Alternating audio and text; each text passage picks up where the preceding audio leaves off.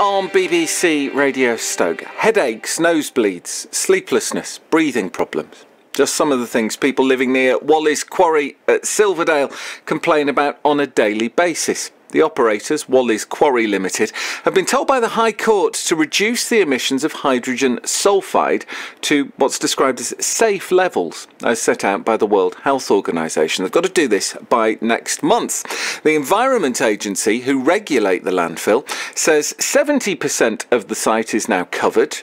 There are nearly 30 new wells to capture the gas that's been escaping, but local residents feel the operator is being, as they describe it, far from transparent about what they're doing and refusing to engage with the local community to allay any concerns.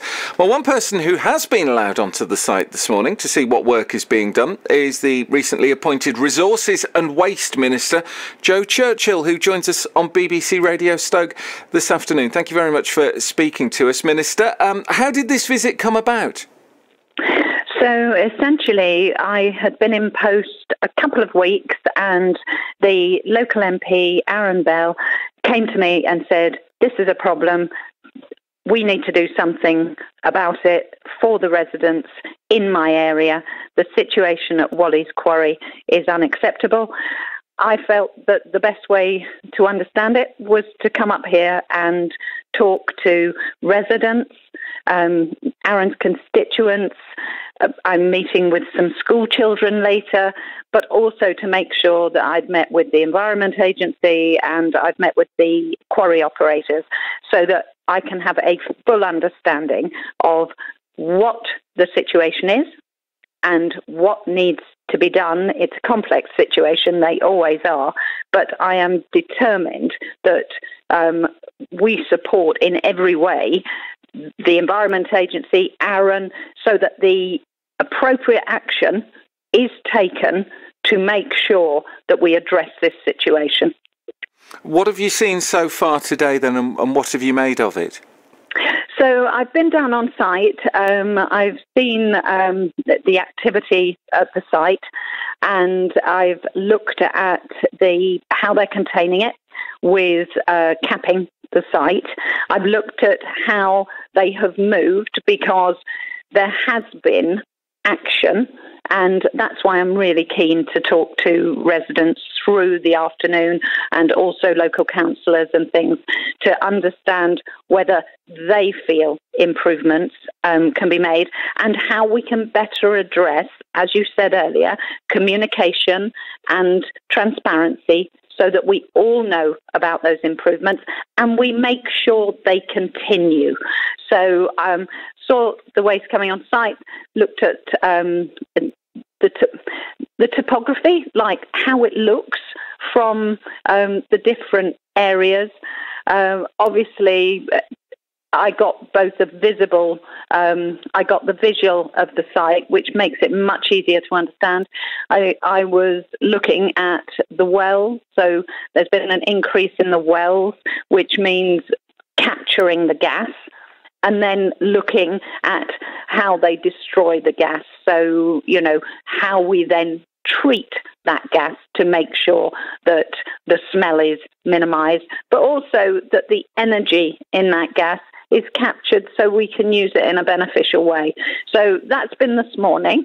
I'm now at the fire station and they're looking after us. And then, as I say, we go into the meetings this afternoon with residents. OK, what did it smell like this morning? Well, actually, there was a slight smell, but I spoke to some of the workers and they said to me some while ago there was a much more smelly site.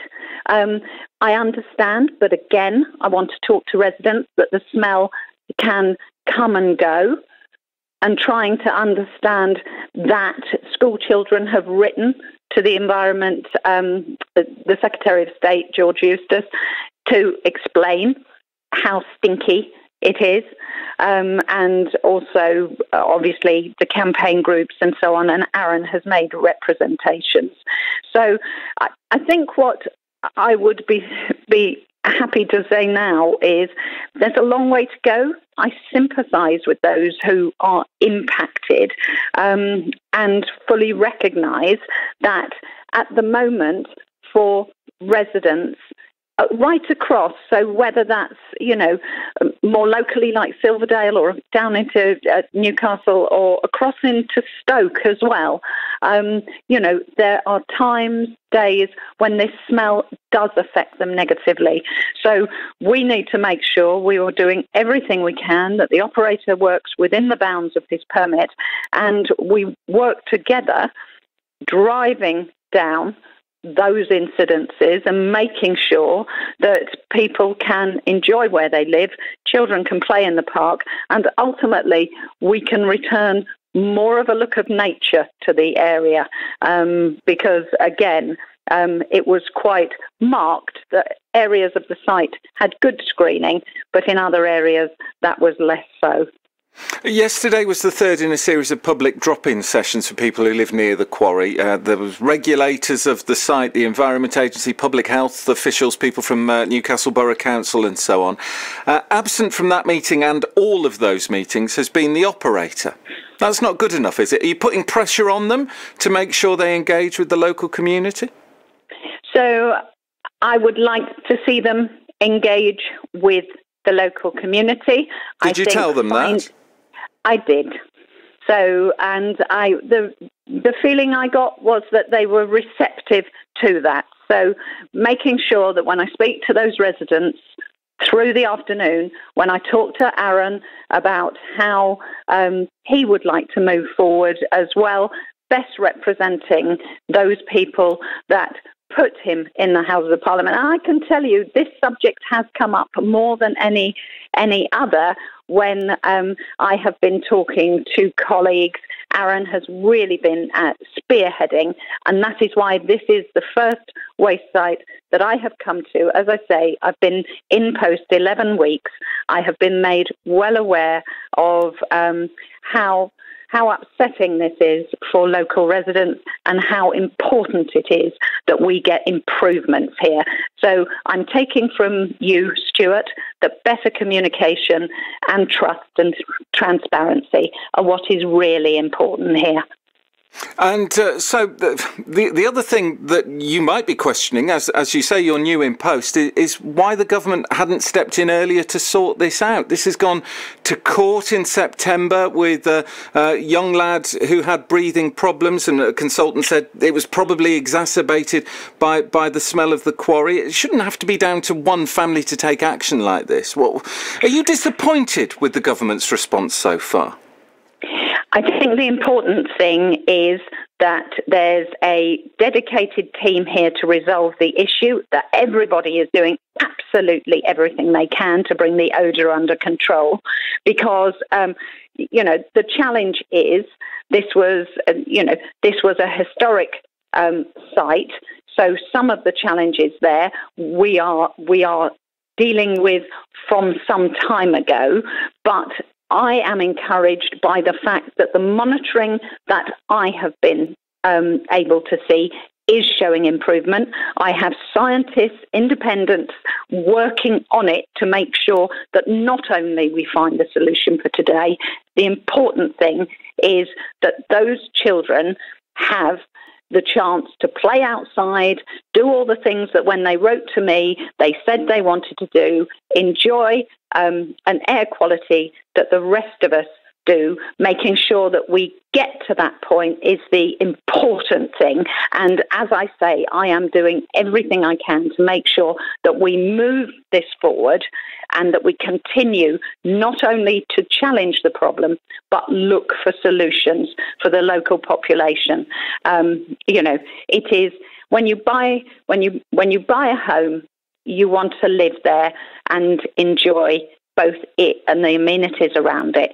So that is what we will be working to do. And there is door knocking campaign. There is greater engagement. I would like to see us step that up further, making sure that all key players feel they can have an honest conversation, Stuart.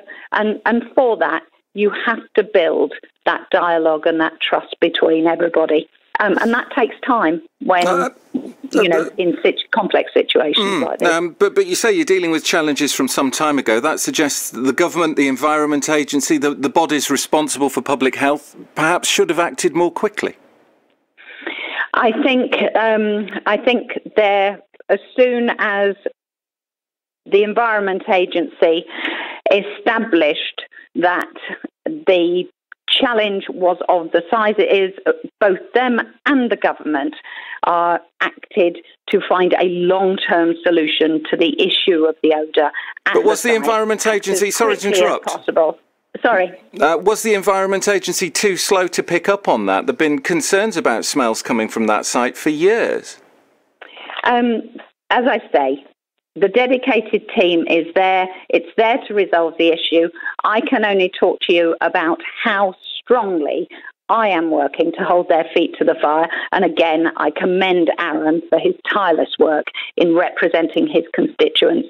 We need to make sure we get to a solution that is permanent and that works for everyone. Again, I don't want to preempt what people living nearby may say, but I suspect what they'll actually want is a date when it will stop stinking. Any idea when that might be? Have you got a target in mind? I mean, the challenge with me giving you an exact date is the fact that we are dealing with a complex situation and we are dealing with chemical reactions. What I am willing to commit to is that I am making sure that we are spending resources, making sure that we get a permanent solution, because I understand that many residents wanted the landfill closed. Yeah?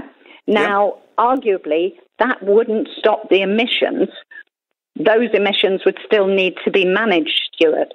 So making sure that we have the correct and appropriate scientific response, the correct monitoring, making sure that we're capturing, containing, destroying, making sure that we can see those levels coming down. Because actually, looking after people's air quality is also in my brief. Now, whether that's from an area like Wallis Quarry or indeed from heavy traffic on built-up roads, I am determined that air quality and the areas we live and work in are better for all of us. Okay. And that then I will be held to account under the Environment Act that was passed through Parliament last month, where we have to set targets for water quality and for air quality. One final question, because I know you've got to go and we'll be late for the news as well. What will you do to ensure... I don't want to be late for the children. One final thing then. What will you do to ensure that the operator meets the target set out by the High Court to reduce levels of hydrogen sulphide by January? So, working with the Environment Agency, we will make sure that obviously all the obligations under the licence are adhered to, but obviously there is still ongoing court action, and so at this point you have my commitment that we will make sure that we are monitoring the both the site, the work of the Environment Agency, and the work of the operator therein. We need a solution to this problem. Thanks very much for your time. Really appreciate you speaking to us on BBC Radio Stoke this afternoon. Joe Churchill, who I hope we'll speak to more about this, newly appointed Minister for Resources and Waste, been visiting Wallis Quarry in Silverdale this morning, and as the Minister says, they're heading off to speak to local people, school children and so on about some of the issues that have been faced by them in the last year or so. On the BBC Sounds app, on your smart speaker, play BBC Radio Stoke, and on your radio. The sound of where we live is BBC Radio Stoke. At 1 with the latest for Staffordshire and Cheshire, I'm Lizzie Meek. A government minister's been to visit a Newcastle landfill which has had years of complaints about gases coming from the site. The operators, Wally's Quarry, have been told by a High Court they have to reduce emissions of hydrogen sulfide to acceptable World Health Organisation levels by January. The Environment Agency say most of the site is now covered. The newly appointed Resources and Waste Minister, Jo Churchill, says she feels coming to the area was the best way to understand the situation. The